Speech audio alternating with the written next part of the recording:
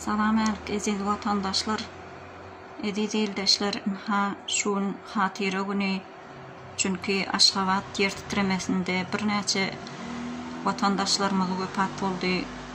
Şolaryň hatirasyna hemem şu 1991-nji ýyldan bäri watan üçin görüşip biýgüne öldürilen vatandaşlarymız, olaryň hormatyna hemem şu Türkiýede vefat bolan 55 tane vatandaşlarymyzyň hatirasyna diýip bu aýet töwür edýäs, sadakalar edýäs, olaryň ruhlaryna Fatiha okap, ruhlaryna bagş edýäs.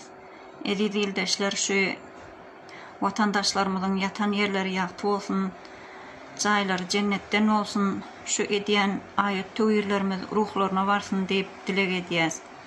Ýene-de şu taýda Süleyman Can neresäňem ruhuna bagş etdik diýip aýet okuyas. Aýet töwür edip şolaryň ruhlaryna bagş edýäs.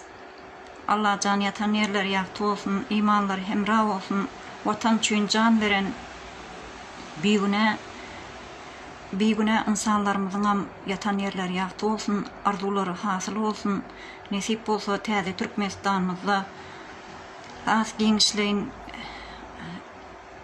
sadaka töwürler edip olary giňden bellärs diýip umyt edýär.